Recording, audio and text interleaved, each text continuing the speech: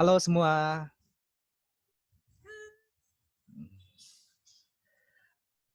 Jadi sekarang ini kita sedang dalam masa self quarantine ya dan physical distancing.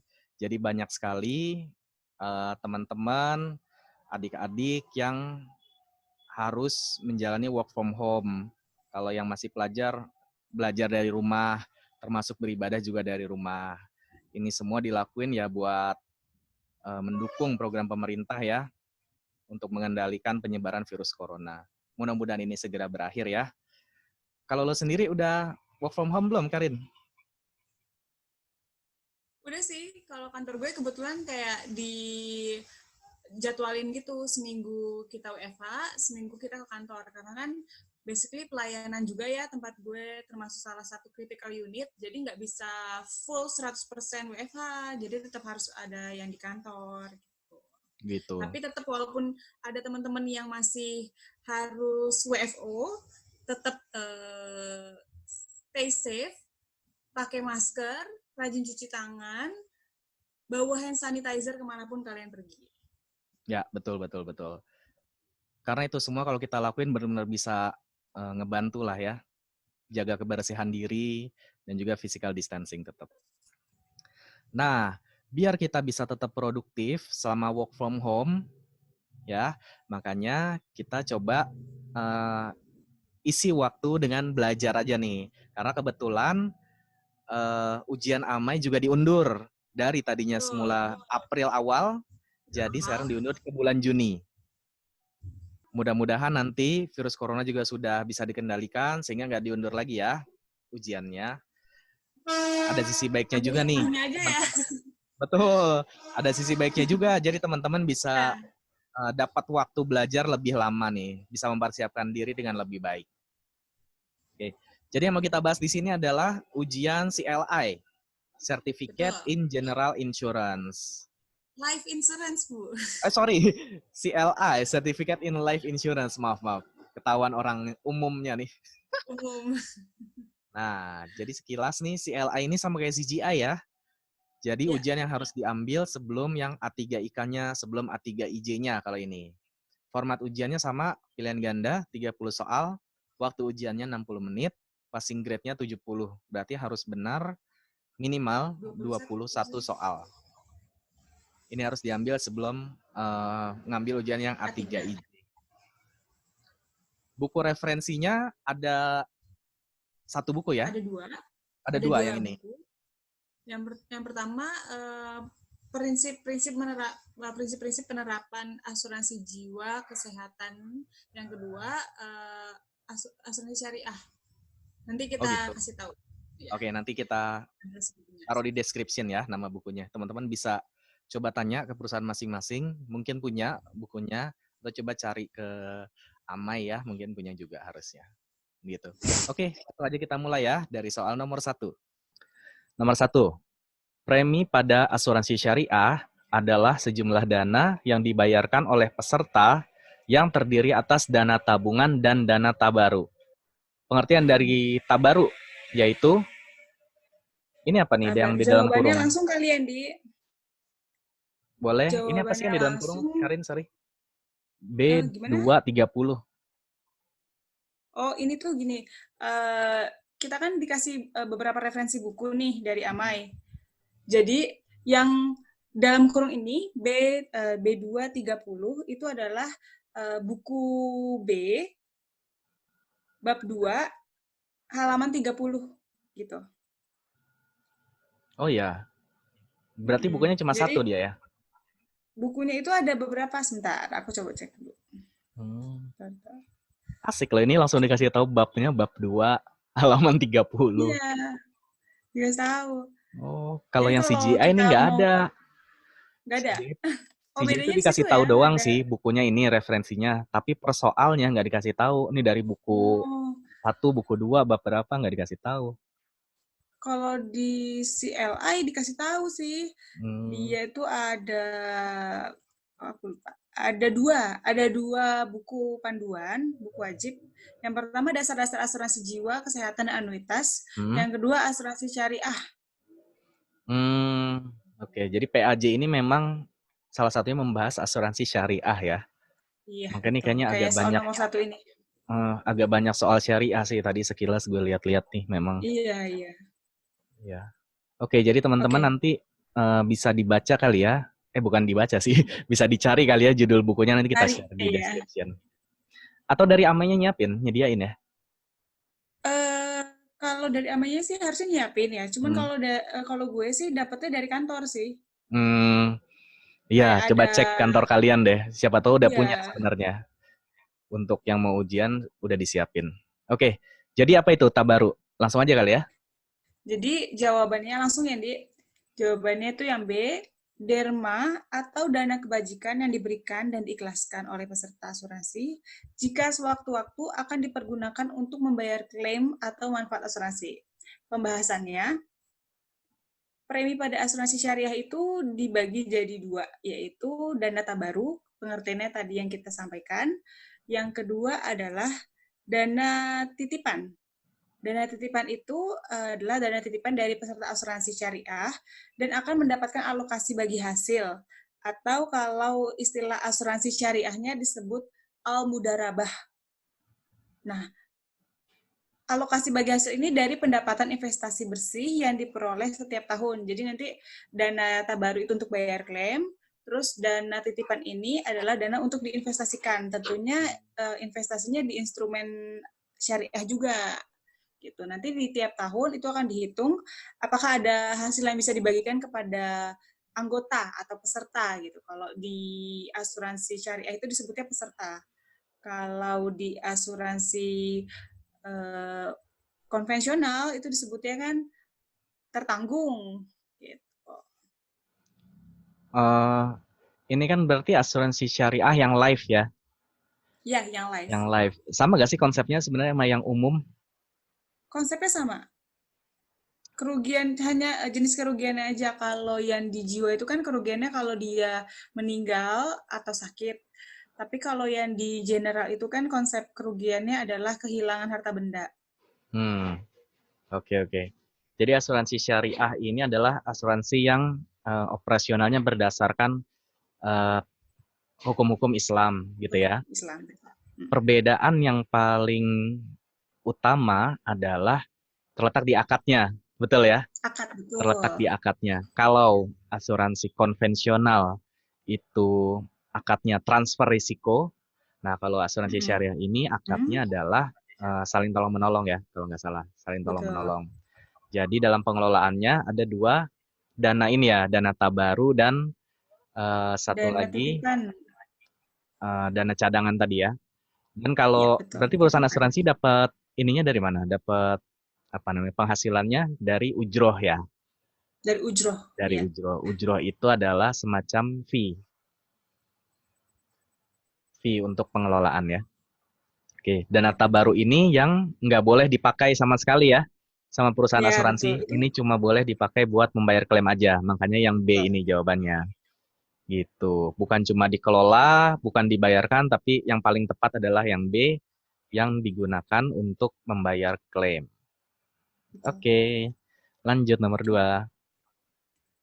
Menurut fatwa DSN MUI, pedoman tentang akad menyatakan bahwa akad yang sesuai dengan syariah adalah, nah baru diomongin nih akad. Apa nih Iya, jawabannya? akad. Jawaban yang betul adalah yang C, yang C. tidak mengandung penipuan, Hmm? perjudian, riba, penganiayaan, suap, barang haram, dan maksiat. Ini kan dalam bahasa Indonesia ya, Di. Hmm. Kalau bahasa asuransi syariahnya mungkin nanti kadang di soal tuh diganti. Kayak penipuan itu goror, garar, Hmm. perjudian itu maisir, Maisir. Hmm. bunga itu riba, penganiayaan itu zulmu, suap itu riswah. Hmm. Barang haram dan maksiat itu biasa, barang haram dan maksiat. Oke. Berarti ini definisi baku ya, yang C ya. Betul. Berarti A, B, D itu pengecoh aja kali ya. Ngecoh aja. Pengecoh. Oke. Iya. Nah, inilah yang membuat eh, asuransi konvensional tidak masuk dengan eh, prinsip syariah, yaitu karena dianggap mengandung unsur-unsur yang ada di akad ini ya, yaitu Goror maisi riba itu sih yang paling terkenal tiga. Goror maisi riba. Lalu ternyata ada lagi ya tambahannya penganiayaan, suap, barang haram dan maksiat. Maksimal. Lanjut nomor 3. Lanjut. Kontrak asuransi jiwa dilakukan antara simpel sekali ini Simpel pertanyaannya. sekali soalnya. Ini Jawabannya? kayaknya kalau orang kerugian juga bisa jawab ini. Iya nih harusnya ya. Jawabnya adalah yang C, pemegang polis dengan penanggung. Oke. Kenapa bukan yang A? Sebelumnya kita kasih penjelasan dulu ya.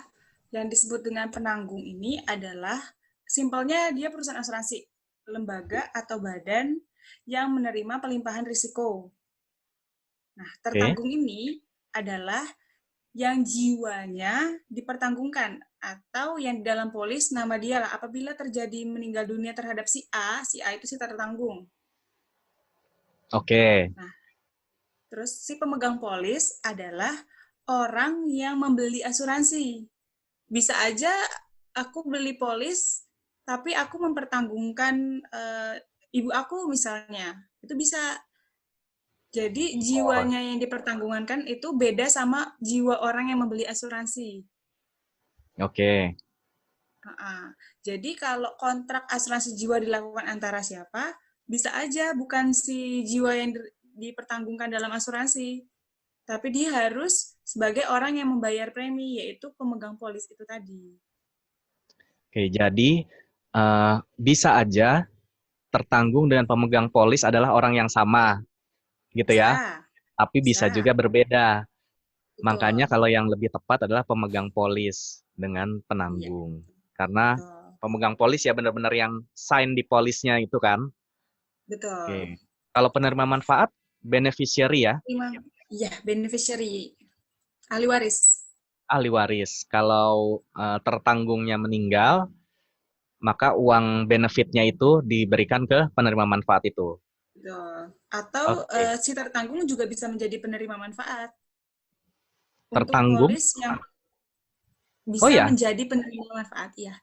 Untuk polis yang dia jatuh tempo, itu kan penerima manfaatnya pasti si tertanggung karena dia belum meninggal dunia. oh semacam pensiun gitu ya. Ya, Oke, betul. oke. Jadi jawabannya adalah C ya, Yang pemegang C, polis C, dengan betul. penanggung. Lanjut. Nomor Lanjut. 4. Orang yang atas jiwanya dipertanggungkan dalam perjanjian asuransi disebut, baru aja kita bahas, Itu tadi yang kita adalah bahas. tertanggung ya, benar? Ya, betul. Oke. Wis, udah bisa nih gue ikut CLI kayaknya. Yoi. Baru Lulus 4 cuy. soal. Lanjut 5. Lanjut 5. Jenis jenis anuitas hidup, life annuities, yang memberikan manfaat secara berkala kepada anuitas sampai anuitan masih hidup, yaitu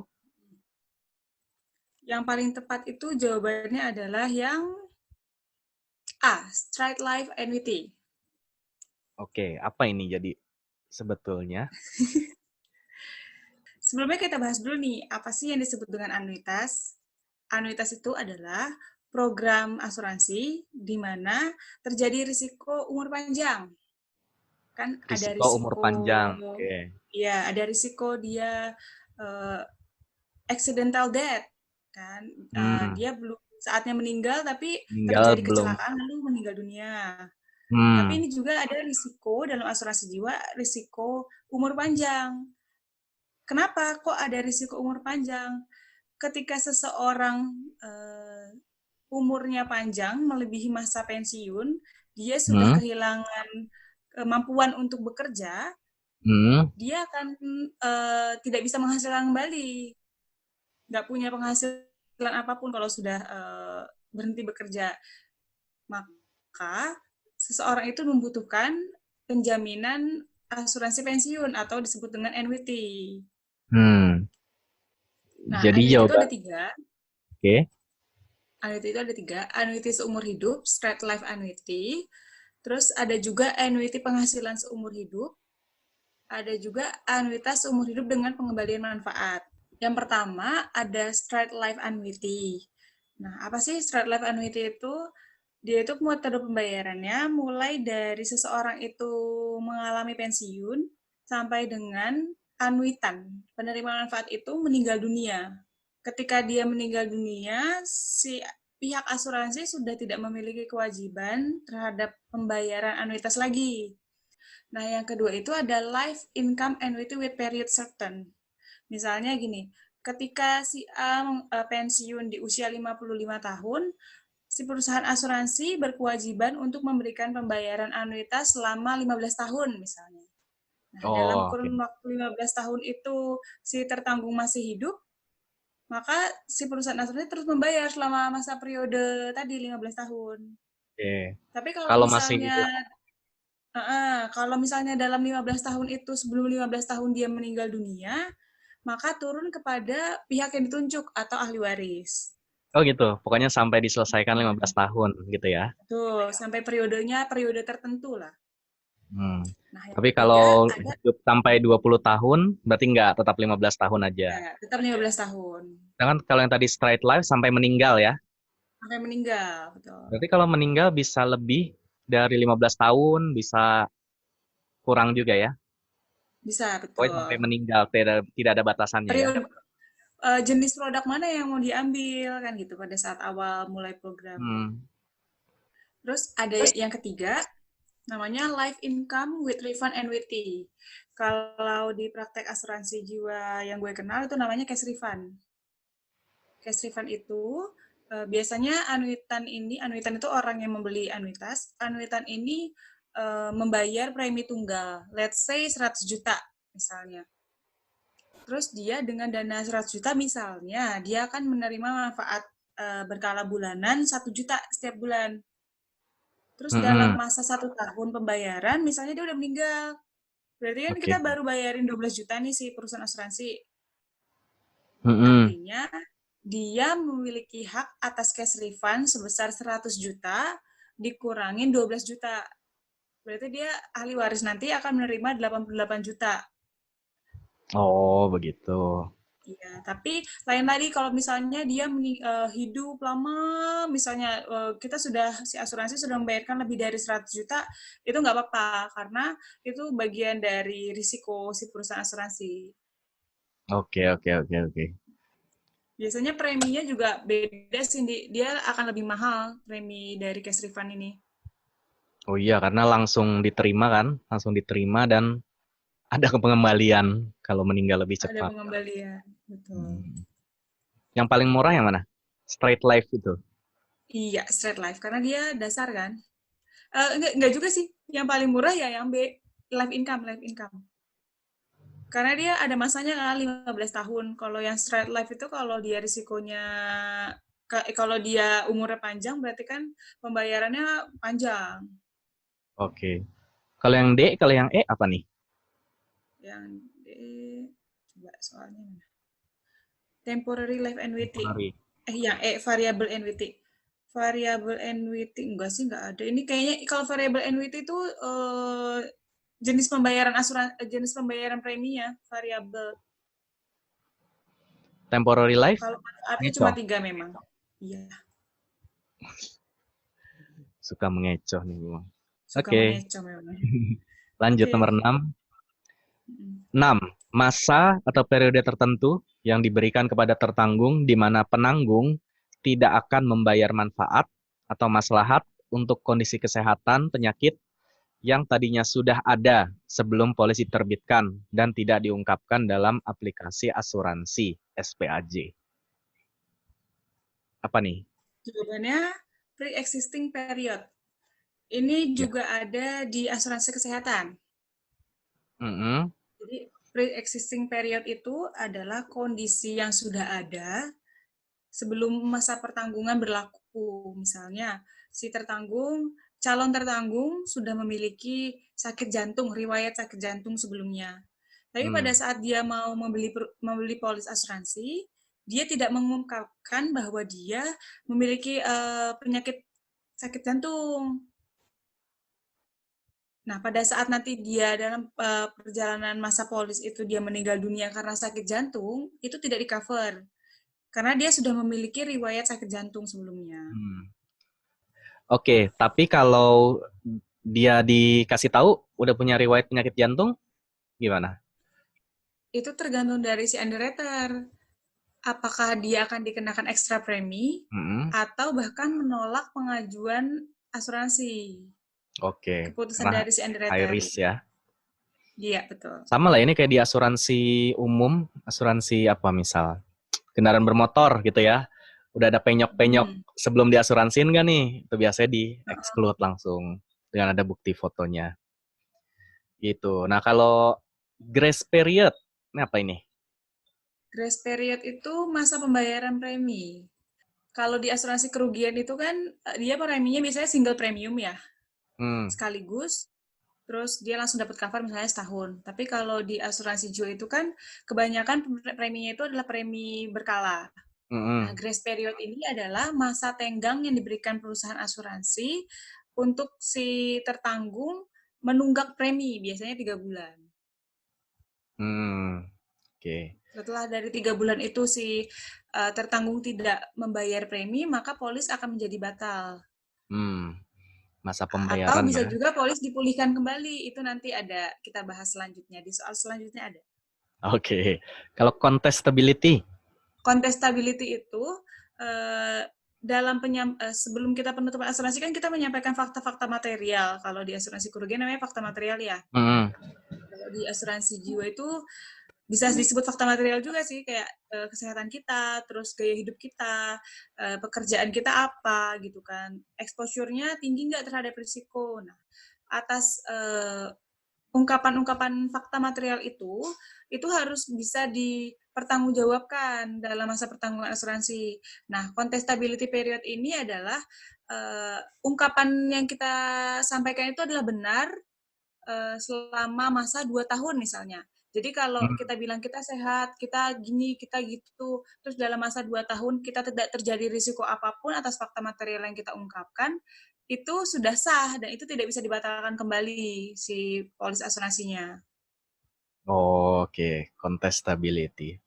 Jadi Policy kontestabilitas inspection, inspeksi polis, apa ini? kayaknya gue nggak pernah Ini dengar bukan kata itu dah. period-periodan ini ya. Kita abaikan Bukan. saja. Reinstatement period. Ada Reinstatement reinstatement period di itu asuransi jiwa. reinstatement period tuh gue nggak pernah dengar sih, gue pernah dengarnya tuh kalau di asuransi jiwa reinstatement. Hmm. Nah, reinstatement itu kayak tadi yang gue jelasin, dia berhubungan juga sama grace period. Jadi, untuk beberapa polis asuransi jiwa, itu bisa dipulihkan kembali. Ketika grace period itu lewat, misalnya dia Hmm. polisnya batal, misalnya Hmm. kan. Kan dia udah nyicil nih panjang polisnya, itu bisa dipulihkan kembali. Jadi dia nggak mesti beli polis baru untuk mendapatkan pertanggungan. Dia cukup memulihkan atau mereinstatement polis dia dengan membayarkan tunggakan beserta dengan bunga. Oh Jadi gitu. polisnya aktif lagi. Jadi nggak mulai dari awal. Agak Itu beda ya kalau sama pengertian reinstatement yang di asuransi umum ya. kerugian, iya betul. Hmm. Kalau reinstatement di kerugian kan dia membangun kembali ya.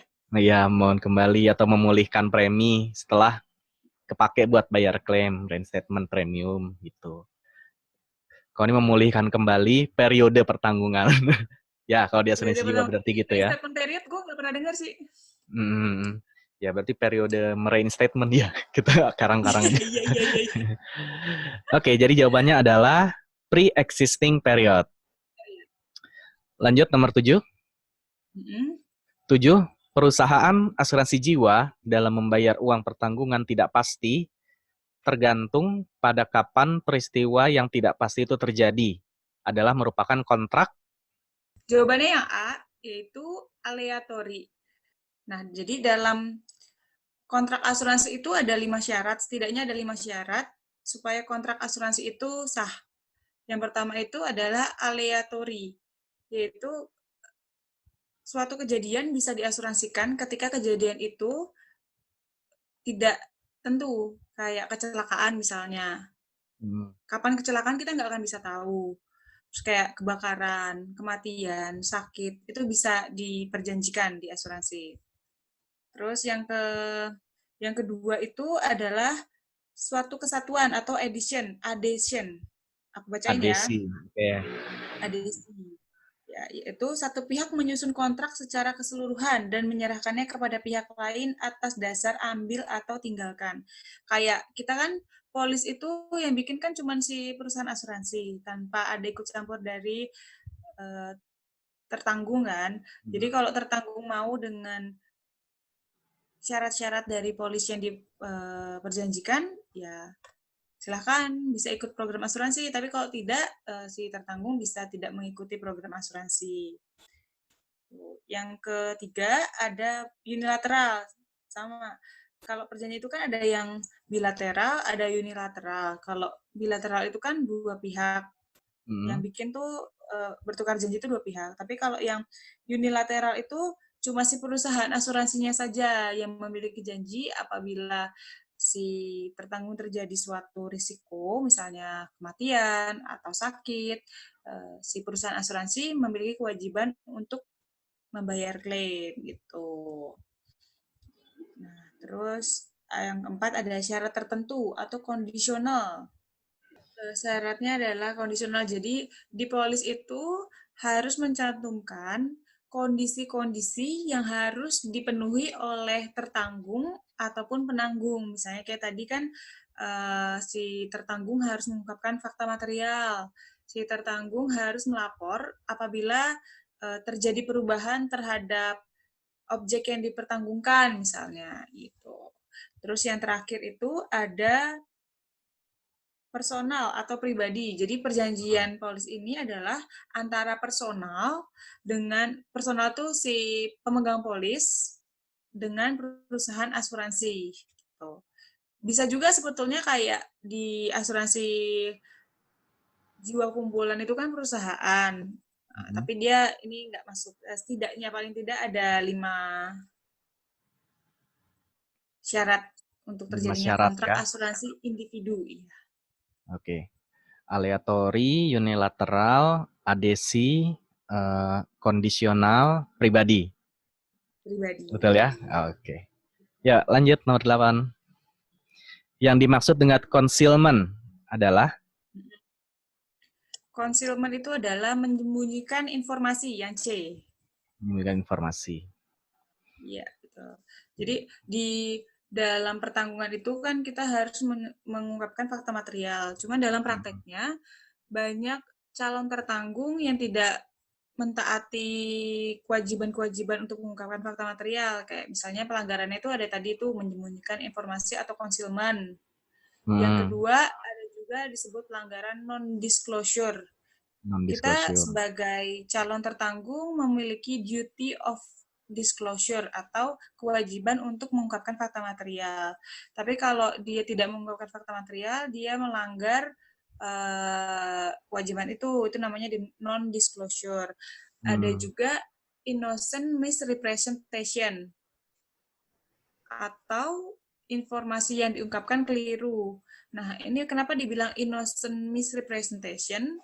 Misalnya, kalau innocent itu kan lugu ya, polos ya. Misalnya dia itu sebetulnya tidak tahu bahwa fakta material itu harus diungkapkan.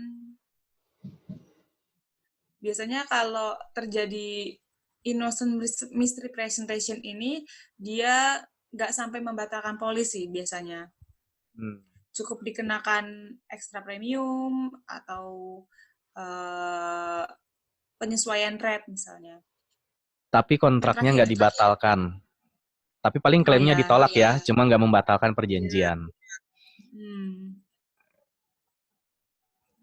Informasi material berarti ini sama ya, konteksnya dengan yang di asuransi umum, yaitu informasi-informasi yang kalau itu diungkapkan bakal mempengaruhi keputusan seorang underwriter buat menolak atau menerima atau buat menerapkan persyaratan tambahan atau preminya gitu ya.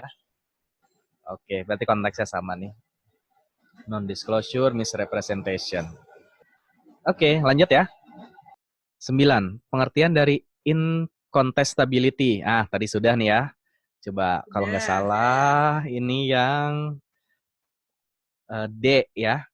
Tidak dapat disanggah kan yang D. Oke. Ya. Kalau yang tadi itu kan contestability. tanpa in Mm-mm. kan, contestability itu Mm. berarti dapat disanggah. Tapi kalau incontestability tidak dapat disanggah. Jadi masa sanggahnya itu selama 2 tahun, bahwa memang kalau kita temukan fakta material yang tidak sesuai dengan yang diungkapkan oleh pemegang polis, itu kita bisa membatalkan polis. Tapi kalau Kita tuh dia perusahaan asuransi ya? iya betul. Oke. Kalau Hmm. incontestability itu kan berarti dia sudah melewati masa contestability period. Artinya semua fakta material yang diungkapkan oleh oleh pemegang polis itu nggak bisa lagi dibantah. Kayak sama Hmm. dengan benar gitu. I see, I see, I see. Berarti yang D incontestability, yang E contestability. ABC mau dijelasin? Enggak ya, kayaknya cuma nggak komprehensif aja sih. Iya, Ya, lanjut. lanjut. 10. Salah satu perbedaan antara prinsip kontribusi dengan prinsip subrogasi. Nah, Hmm. apa itu kontribusi? Jadi sama sih kayak di kerugian, Hmm, penerapannya sama, subrogasi dan kontribusi di sini. Jadi jawabannya itu adalah yang B. Hak subrogasi pada umumnya timbul setelah dilakukan pembayaran ganti rugi kepada tertanggung, sedangkan kontribusi timbul bersama-sama. Sebelumnya kita jelaskan dulu ya, apa sih yang disebut dengan kontribusi dan subrogasi gitu kan. hmm. Kontribusi ini terjadi apabila satu pertanggungan atau satu objek pertanggungan di eh, diasuransikan kepada dua pihak, misalnya kepada asuransi A dan kepada asuransi B. Nah, pada saat terjadinya risiko, misalnya dia lebih enak ke kerugian sih ngasih contohnya, misalnya si mobil itu terjadi risiko kecelakaan misalnya, dia si perusahaan A dan perusahaan B wajib memberikan ganti rugi dibagi dua gitu. Misalnya dia porsinya 50%, 50%. Kerugiannya 100 juta. Berarti perusahaan A memberikan ganti rugi 50 juta, perusahaan B memberikan ganti rugi 50 juta. Berarti ini sama ya kayak di asuransi umum konteksnya. Berarti subrogasi juga sama dong, hak menuntut eh, pihak ketiga yang menyebabkan kerugian kepada tertanggungnya, gitu ya. Betul. Ya Ya. mobil, misal kita nyetir mobil, terus kita ditabrak orang, nah kita kan minta ganti rugi ke orang itu kan. Tapi Hmm. kita punya asuransi, kita dapat juga ganti rugi dari asuransi. Kita dapat ganti rugi dari asuransi, terus asuransi nuntut pihak ketiga itu. Sama ya, Betul. seperti itu konteksnya. Sama. Tapi bukan di asuransi jiwa nggak ada, karena kan dia basisnya bukan indemnity kan? Apa dia manfaat kan? Ya, betul. Karena sebetulnya prinsipnya jiwa itu kan nggak ada ukuran dia itu jiwanya harganya berapa kan. Jadi mau Hmm. berapapun dipertanggungkan sebetulnya bisa, kecuali Asal sanggup bayar asuransi premi. kesehatan. Kecuali asuransi kesehatan. Nah, kalau itu dia memang berlakunya indemnity. Hmm. Kalau jiwa sih sebetulnya nggak ada sih kayaknya hak subrogasi. Kecuali yang kontribusi. Misalnya kalau kontribusi kayak perusahaan asuransi, dia menjamin asuransi pensiun kepada satu perusahaan. Nah, terus dia juga mendaftarkan si personal ini, orang yang sama, pegawai yang sama, ke perusahaan yang lain. Tapi itu tetap ada perjanjiannya, misalnya 30-70% atau 50-50%. Oh gitu, Nah, bukannya bisa dapat full 100% dari setiap polis asuransi jiwa yang kita beli kalau asuransi jiwa? ya, jadi 100%-nya itu kontribusi di sini tuh kita punya perjanjian kerjasama digabung gitu loh, kayak koins sih, lebih Oh, ke semacam koin. coins. Oke, oke. Kalau kontribusi kan konteksnya lebih ke kita nggak sengaja objek pertanggungan di cover di dua polis yang berbeda gitu ya. Maka buat Hmm, menjaga indemnity ya harus nggak boleh melebihi indemnity itu. Tertanggung nilai nggak boleh pertanggungan. mendapat keuntungan. Tapi kalau di asuransi jiwa karena basisnya bukan indemnity, tapi apa namanya basisnya manfaat benefit, basisnya adalah benefit, jadi ya bisa aja dapat 100% dari tiap-tiap polis yang dia beli. Kecuali yang tadi itu Hmm, ya, semacam koins ya kontribusinya konteksnya. Oke, tuh, tapi coba kita telah kali ya tiap ABCD-nya ini. Coba yang A. boleh. Subrogasi timbul karena adanya lebih dari satu penanggung atas objek. Udah salah ya, pasti. Udah salah. Itu kontribusi. Yang B tadi jawabannya. Yang C, sorry ketutupan. Nah, yang C, kontribusi ditujukan terhadap pihak ketiga. Udah salah juga. Yang D, hak kontribusi berasal dari tertanggung yang diserahkan kepada penanggung. Sedangkan hak subrogasi adalah hak asli dari penanggung. Bisa iya juga ya sebenarnya ya. Tapi yang Enggak terbalik ya. yang pertamanya agak aneh, hak kontribusi berasal dari tertanggung. Hak Iya. kontribusi berasal dari penanggung lah harusnya ya. Iya ya, aneh-aneh yang D aneh. Sedang Terus ini yang ketukar sih sebetulnya. Atau dua-duanya subrogasi sebenarnya. Hak subrogasi adalah hak asli dari, ya dua-duanya subrogasi benar. Dua-duanya subrogasi. Yang E, kontribusi diterapkan pada waktu atau setelah terjadinya klaim. Salah. Subrogasi yang setelah klaim ya. Oke, lanjut nomor 11. Gue punya ininya Cindy. Apa Ada tuh? perbedaan dan persamaannya. Nanti mungkin bisa ditampilin juga sekalian. Nggak boleh. Ya, kita lihat. Inilah perbedaannya.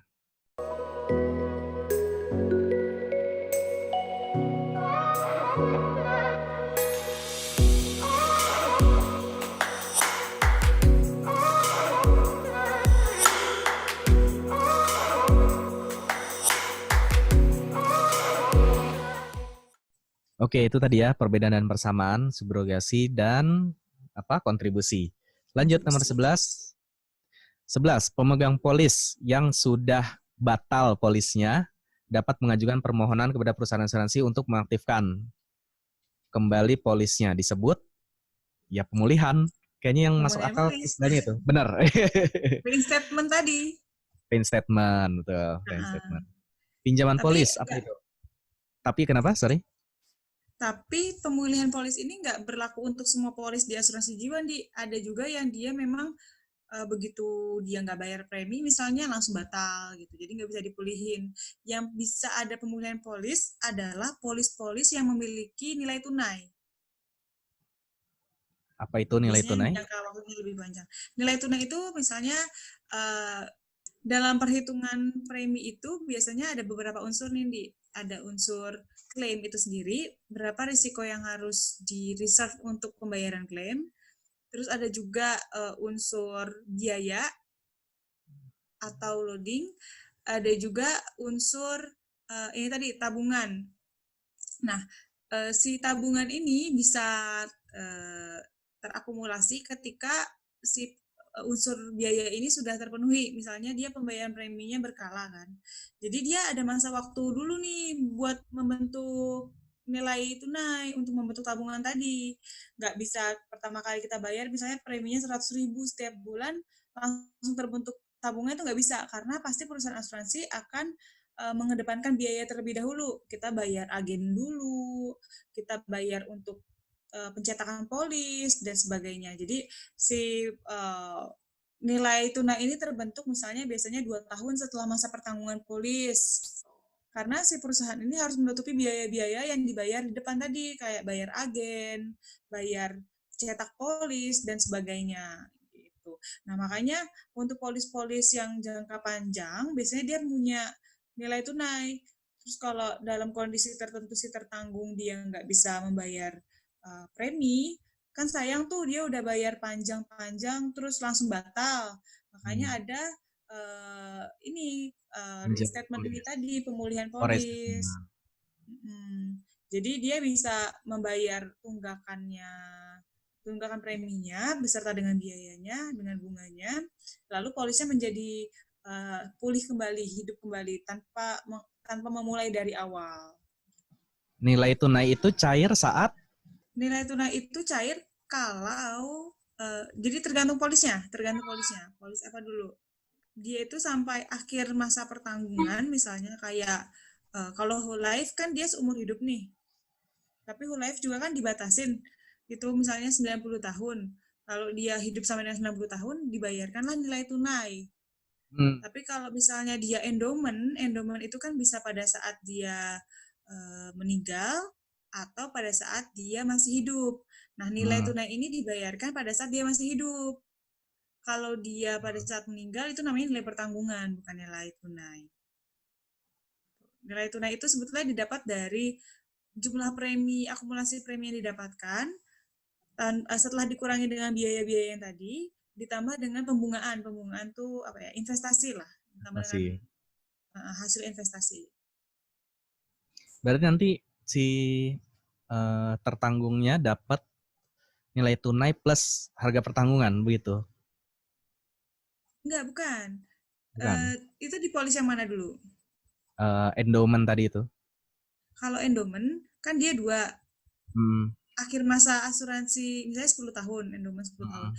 Akhir masa asuransi tertanggung hidup atau meninggal. Kalau dia hidup berarti kan dia nggak dapat uang santunan kan karena dia masih hidup. Hmm.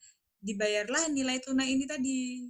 Oh, Ya, kalau iya. misalnya sebelum masa pertanggungan dia sudah meninggal, berarti kan dia nggak dibayarin nilai tunai, tapi dia dibayarinnya nilai uang pertanggungan. Iya. Oke, oke. I see, I see. Sip. Kalau pinjaman polis, Pinjaman polis itu ada beberapa polis yang dia itu bisa pinjaman polis. Misalnya dia diberikan ketentuan maksimal 75% dari akumulasi premi yang sudah dia bayar. Itu bisa pinjaman polis. Jadi dia butuh dana misalnya mirip kayak bank kali ya, pinjam dana tapi besarannya itu tergantung dari akumulasi premi yang sudah dia bayarkan dan itu untuk polis-polis tertentu biasanya. Kembali lagi kepada syarat-syarat dari si polis yang dibeli. Ada juga yang memang nggak ada pinjaman polis. Tuh. oke. Pinjaman premi otomatis Nggak ada. nggak ada.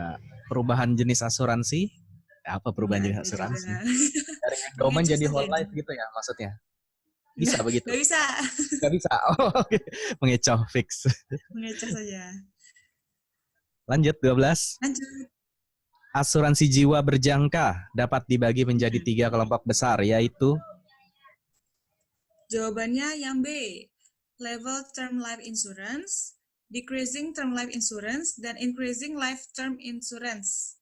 Nah, yalah udah kita disebut ya. bahas yang bahas yang awal-awalnya aja ya, level. Yeah. Level itu kan berarti tetap ya. Ini asuransi jiwa berjangka tetap. Besarnya uang pertanggungan akan selalu sama sepanjang masa asuransi diperjanjikan, yaitu sebesar uang pertanggungan.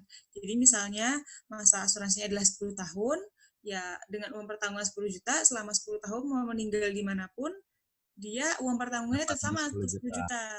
Ya. Okay. Kalau yang Decrease. decreasing itu kan menurun. Ini biasanya kalau kita pertanggungannya kayak cicilan motor misalnya. Ketika kita membeli kendaraan kan biasanya dia menyertakan dengan asuransi ini, asuransi jiwa berjangka ini, namanya asuransi jiwa berjangka menurun. Uang pertanggungannya itu sebesar sisa cicilan yang belum kita bayar. Oke. Misalnya motor Makin harganya rendah ya. 20 juta. Misalnya kita beli motor dengan hutang kita misalnya 20 juta, dengan cicilan setiap bulan adalah 1 juta rupiah. Nah, terus kita udah bayar nih selama 5 bulan, berarti kan kita udah nyetor 5 juta. Berarti sisa hutang kita itu 15 juta. Nah, 15 juta itu, sisa cicilan kita itu menjadi uang pertanggungan kita. Sewaktu-waktu misalnya si pembeli motor itu meninggal dunia, itulah yang akan dibayarkan oleh asuransi kepada leasing. Oke. Nah, yang ketiga itu ada increasing term insurance. Increasing kan berarti menaik. Nah, ini biasanya uang pertanggungannya menaik itu kayak kalau di uang pensiun itu eskalasi untuk mengimbangi inflasi biasanya. Oh. Ya, misalnya dia setiap bulan akan mendapatkan bukan setiap bulan, misalnya dia akan mendapatkan uang pertanggungan 10 juta. Dengan adanya asuransi jiwa berjangka meningkat ini, dia tiap tahun kalau memang masih hidup sampai dengan akhir masa pertanggungan, dia akan naik 5% per tahun, 5% per tahun untuk menutupi inflasi tadi. Oke, I see. Jadi jawabannya yang benar itu yang tadi ya. B. Oke. Nah, yang lainnya mungkin cepat aja nih ya. Yang A, asuransi jiwa, asuransi umum, asuransi kesehatan. Jadi mah jenis-jenis asuransi ya.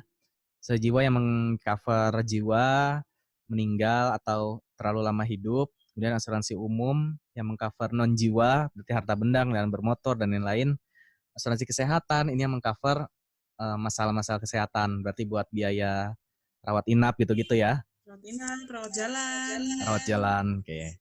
Nah, yang C, asuransi jiwa perseorangan, asuransi jiwa kumpulan, asuransi dwiguna. Itu jenis-jenis dari asuransi jiwa. Hmm. Ada perorangan di cover, berarti dia pertanggungannya perorangan, kumpulan berarti dia rame-rame masuknya Perusahaan satu gitu ya. polis. Oke. Dwiguna nih yang kayak unit link ya. Dwiguna bisa unit link, dia masuk ke dalam Dwiguna. Dwiguna itu dua manfaat, misalnya asuransi dia mengcover kematiannya juga dan ada unsur tabungannya, dia ada dua manfaat, makanya dibilangnya Dwiguna. Dwiguna. Oke. Yang D, renewable term life insurance. Renewable bisa diperbarui, enggak ini. Enggak ada istilah itu ya. Convertible. Bisa di key person life insurance. Key person ya ada key person. Key person itu di asuransi kerugian juga kayaknya ada ya, key person life insurance ya. Enggak. Key person life insurance Director, itu misalnya di suatu perusahaan dia ada satu orang yang menjadi key person. Misalnya direksi atau apa, ya. Tapi namanya memang key person life insurance. Kalau di umum director's liability kali ya? Ya. Oke. Lanjut yang E, whole life yang asuransi hidup. Variable life. Nggak ada ya? Itu tadi ada. Variable universal life. Jadi gini ini tuh soal-soal yang di asuransi jiwa itu dia kiblatnya kebanyakan ke Kanada dan Amerika panduannya. Jadi banyak istilah-istilah yang di Indonesia mungkin nggak dipakai. Oke. Tapi sesuai buku A bab 6 halaman 109 ini ya, yang tadi ya. Level term bla bla bla bla bla. Oke, next. 13. Suatu kontrak yang menyatakan bahwa jumlah manfaat setara dengan jumlah kerugian finansial yang diakibatkan oleh peristiwa atau sebagaimana ditentukan pada saat kerugian tersebut terjadi disebut B. Contract of indemnity. Oke, jadi nggak boleh lebih besar ya? Setara. Sama. Ya, langsung kita bahas aja kali ya yang A. Valued contract. Itu nilainya sudah dicantumkan dalam kontrak. Misalnya itu uang pertanggungan sih sebetulnya namanya. 10 juta ya 10 juta dibayar gitu kan. Sama aja sih. Contract of indemnity. Misalnya asuransi kesehatan. Dia habis 20 juta untuk rawat inap. Dia nggak akan bisa terima lebih dari 20 juta. Karena kerugian yang dialami adalah sebesar 20 juta. Karena kan tujuan dari contract of indemnity adalah mengembalikan posisi keuangan tertanggung sesaat sebelum terjadinya kerugian. Contract of law. Ini sih apa ya contract of law? Adalah mungkin pengertiannya. Yang jelas bukan untuk ini. Ini mah jenis-jenis kontrak deh kayaknya. Formal contract, unilateral contract. Itu kayak tadi yang kita bahas sebelumnya ya. Unilateral contract. Satu pihak. Next. 14. Kelompok dari calon tertanggung yang risikonya dinilai lebih rendah dari mereka yang tergolong dalam kelompok risiko standar. Preferred ya? Sama ya, kayak asuransi kerugian. Ya, benar ya, preferred ya? Ya apa betul. Substandar? Kalau substandar malah di atas ya? Malah di atas. Ya. Oke. Preferred atau yang di bawah, substandar di atas. Oke. Decline risk yang ditolak. Apa itu? Ada risiko buruk. Oh, ada. Jadi, risiko buruk decline. Ada. Jadi kalau di buku panduan ini risikonya itu dibagi jadi 4 di. Yang paling bagus dulu ya, preferred, standar, substandard, sama decline. Nah, kalau yang standar kan ya sesuai dengan ketentuan lah, preminya sekian gitu kan. Preferred juga sebetulnya nggak ada perlakuan khusus sih terhadap preferred, bukannya preminya jadi lebih murah juga, enggak. Nah, tapi kalau yang substandard, si underwriter biasanya dia menerapkan kondisi tertentu, misalnya ekstra premi atau kondisi tertentu dia harus olahraga, harus ini, harus itu. Gitu. Tapi tetap keputusan underwriting dari 3 ini adalah diterima. Tapi kalau yang decline risk itu adalah risiko buruk, jadi udah pasti dia itu ditolak. I see. Oke. Pure risk, ini kenapa pure risk nyasar ke sini? Ini di Begitulah asuransi soalnya. ya. Pure risk, Pure particular risk risk ya juga risiko. dari asuransi Iya, umumnya. iya. Oke, perlu dijelasin nih pure risk? Masih ingat ya Pure tonton risk aja video risiko kita yang yang sebelumnya. iya. Dilihat Oke, dilihat aja video sebelumnya. ya. Lanjut. Lanjut. 15. Pembeli anuitas dapat membayar premi dengan cara secara berkala. Dengan jumlah premi, C, yang sama. iya sama berarti 1 juta, 1 juta terus gitu. Iya, betul. Sebetulnya ada 3 cara untuk pembayaran premi, yaitu premi tunggal atau single premium. Biasanya itu berlaku di asuransi kerugian juga. Jadi kita bayar premi sekaligus, lalu selama masa pertanggungan kita nggak bayar premi, tinggal menikmati benefit.